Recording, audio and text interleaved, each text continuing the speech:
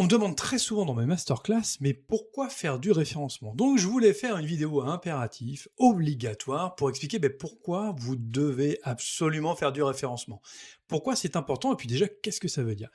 Le référencement, moi j'explique très simplement, le référencement c'est du positionnement. Ok, bon j'ai dit ça, j'ai pas dit beaucoup plus.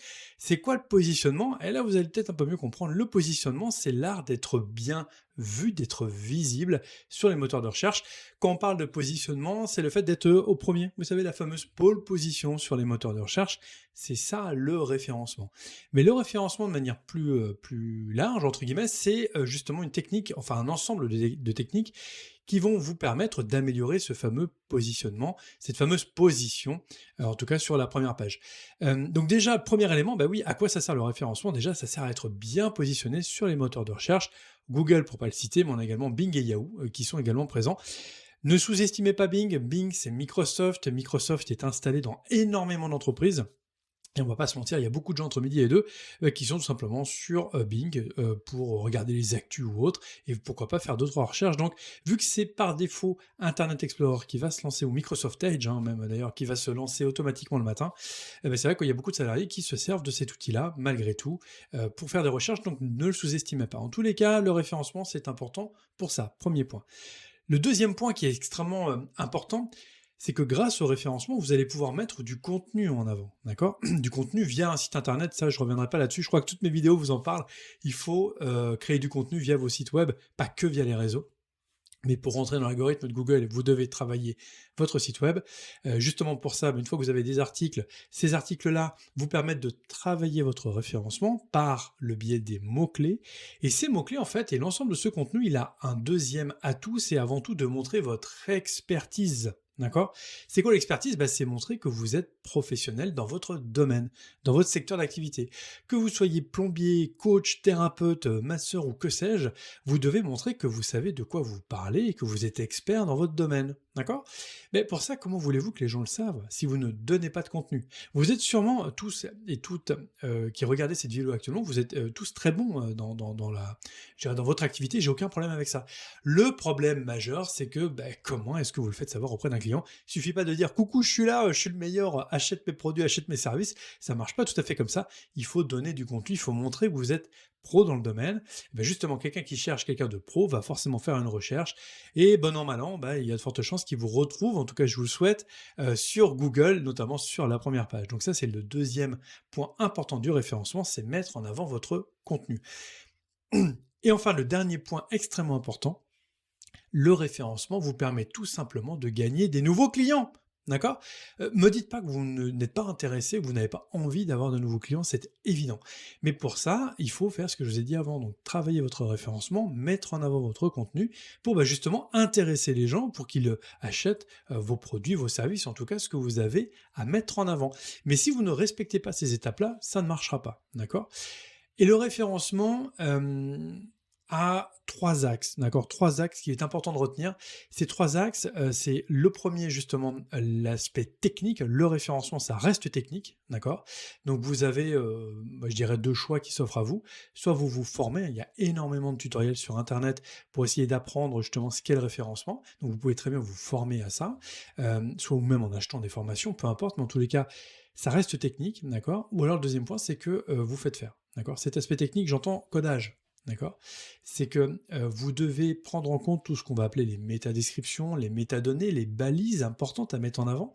Ce que je dis souvent en masterclass, c'est que le référencement, ou ce qu'on appelle également en anglais le SEO, Search Engine Optimization, c'est comme un mur, un gigantesque mur, d'accord? Qui compte des centaines de briques. Chaque brique est importante, du coup, pour le mur. Si j'enlève une des briques, le mur s'effondre, d'accord? Le référencement, c'est la même chose. Sur ces centaines de briques, il y en a qui sont plus ou moins importantes, mais de manière générale, elles sont toutes nécessaires pour optimiser votre référencement. Et ça, c'est un travail à temps plein, d'accord?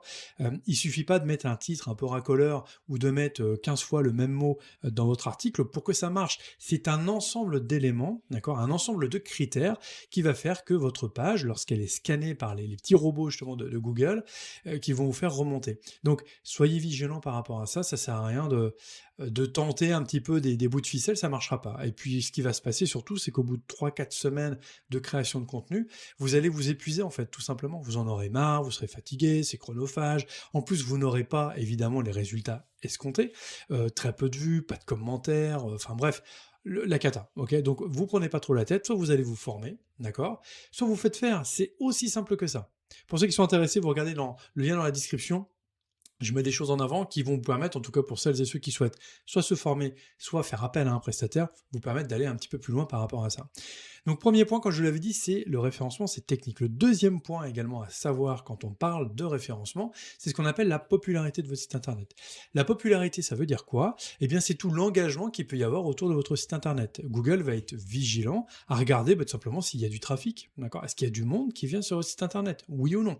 Est-ce que vous avez mis les outils qui permettent de suivre justement le parcours de vos visiteurs? Si vous n'avez pas ce qu'on appelle clairement Google Analytics, c'est un peu compliqué. Google n'a pas forcément les signaux pour voir ce qui plaît ou pas sur votre site internet. C'est un peu donnant-donnant, ok, par rapport à Google. On va avoir aussi dans ce qu'on va appeler la popularité, eh bien, est-ce qu'il y a d'autres sites qui parlent de vous, ce qu'on appelle les liens retour, le backlink en bon anglais. Des anglicismes, il y en a pas mal dans le référencement. Donc tous ces éléments-là mis bout à bout, c'est ce qu'on va appeler, ce que j'appellerais la popularité de votre site par rapport à Google. De toute façon, il faut le savoir, Google met une note sur chacun des sites. D'accord? Vous avez une note qui va de 0 à 100. Donc évidemment, plus la note est proche de 100, meilleur est, on va dire, l'intérêt que Google porte à votre site. En tout cas, il vous trouve à forte popularité. On va l'appeler comme ça. En anglais, si vous souhaitez creuser un peu le sujet, c'est ce qu'on appelle le PageRank. PageRank qui aujourd'hui n'est plus disponible. Vous ne pouvez pas connaître votre note. Certains outils professionnels peuvent vous donner, on va dire, une équivalence à peu près, mais concrètement, aujourd'hui, on n'a plus accès à ces éléments-là. Par contre, il y a un ensemble de bonnes pratiques que je détaille dans mes formations qui vous permettent justement de ne pas passer à côté de points importants. Donc, je rappelle les axes. Premier, c'est la technique. Le deuxième, pardon, c'est justement la popularité. Puis le troisième, par contre, qui est plus accessible, cet axe-là, c'est celui que l'on va appeler que j'appelle la sémantique. La sémantique, en fait, c'est tout le champ lexical qui est inhérent en fait à votre activité.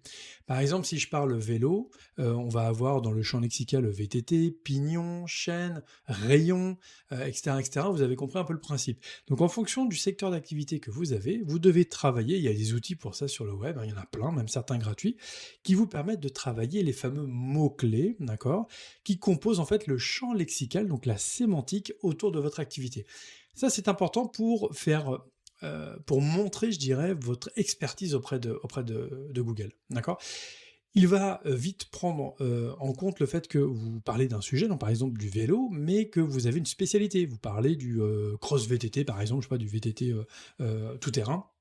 Enfin, le VTT, c'est vélo tout-terrain, mais ce que je veux dire par là, c'est que vous faites, je sais pas, des circuits en montagne, voilà, un petit peu plus dur, et que du coup, vous parlez, au-delà des pignons, des chaînes, des rayons, etc., vous parlez justement de cette expertise que vous avez. Comme on peut avoir quelqu'un qui va faire de la pêche ou une activité autour de la pêche, il va avoir en fait un jargon spécifique à son activité, parce que ce jargon, il est important. Vous devez montrer à Google que vous utilisez ce jargon, ça c'était un point important.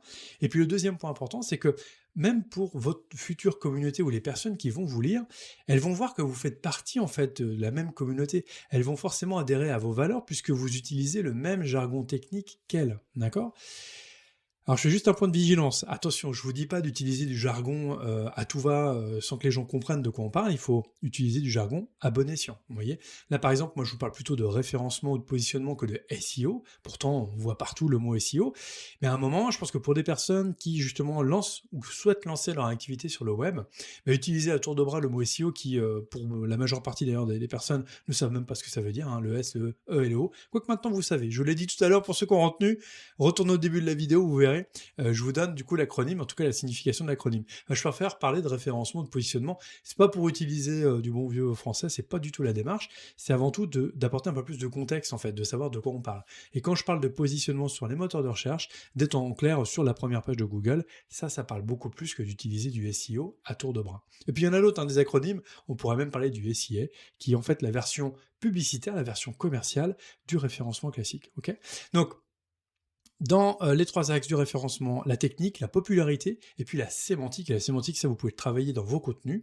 Et je vous rappelle du coup pourquoi faire du référencement, pourquoi à mon sens c'est juste vital. Bah, vous devez le faire déjà pour être vu sur les moteurs de recherche. Si vous n'y êtes pas, bah, vous n'existez pas. C'est aussi simple que ça. Donc c'est compliqué d'aller chercher, aller démarcher des prospects si vous n'existez pas en fait sur Internet.